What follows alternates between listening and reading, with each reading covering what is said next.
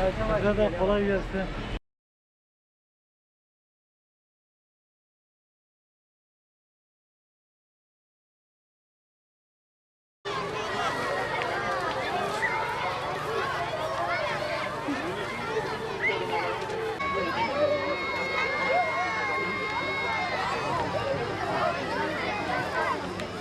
Büyükşehir Belediyesi, Diyarbakır Büyükşehir Belediyesi, Kültür Dairesi ve Gençlik Hizmetleri Dairesi olarak Kırklar Dağı'nın düzü uçurtma şenliği şenlendirdi bizi etkinliğinde bir araya geldik.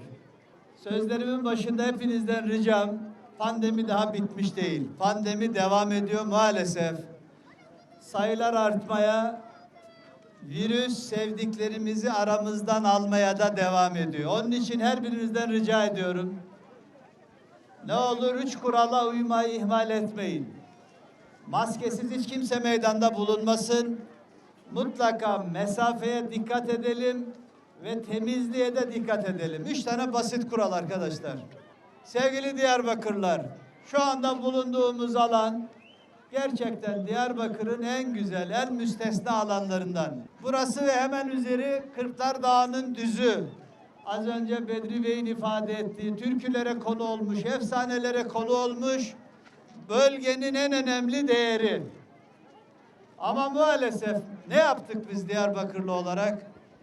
Bu şehrin en önemli varlığına getirildi 22-24 katlı beton vahşi binalar dikildi. Ve bu beton bloklar hem şehrin görüntüsünü hem Kırklar Dağı'nı kirletti hem buradaki kültürel ve tarihi varlıklarımızı gölgelemiş oldu. Sonra mahkeme imarı iptal etti. Baktılar ki imar yanlış yapılmış. Tarım arazisi orası. Tarım arazisi izin alınmadan imara açılmış. Mahkeme iptal edince tarım arazisini Sayın Cumhurbaşkanımız Diyarbakır'ı bu pislikten, çirkin görüntüden kurtarmak için o günkü Büyükşehir Belediye'mizdeki arkadaşlara talimat verildi ve o beton bloklar, o çirkin görüntü Diyarbakır'ın en güzel tepesi olan Kırklar Dağı'nın düzünden temizlendi. İş bitti mi bitmedi arkadaşlar. Çünkü bu projeden çok iyi niyetle daire satın alan vatandaşlarımız da vardı. Onların bir suçu yoktu. Suç orayı imara açan dönemin belediye başkanı ve meclis üyelerinindi. Ama arkadaşlar daire alan vatandaşlarımız mahkemeye gittiler ve şu anda idare mahkemeleri Diyarbakır Büyükşehir Belediyesi'ni tam 100 milyon TL tazminata mahkum etti. Değerli Diyarbakırlılar, sizin paranız bu 100 milyon TL. Birilerinin yanlışıyla bugün biz Diyarbakırlı'nın 100 milyonunu oradan iyi niyetle daire alan vatandaşlarımızı ödemek durumundayız. Ama şundan Diyarbakırlı vatandaşlarımız emin olsun. O 100 milyon TL'yi, o hatayı yapan, o gün o kararın altına imzası olan belediye başkanı ve meclis üyelerinden fitil fitil getirmezsem ben burada valilik yapmam. Bu şehrin en güzel alanını, tarihi mekanını, tarım alanını imara açanlar, o kararın altına imza koyanlar o 100 milyon TL'yi ödemek zorundalar. Ve biz bunun hukuki mücadelesini vereceğiz. Sevgili Diyarbakırlılar, bugün burada yaptığımız etkinlikte bizim Büyükşehir Belediye'mizin çocuklara, gençlere dönük faaliyetlerimiz var. Bilgi evlerimiz var.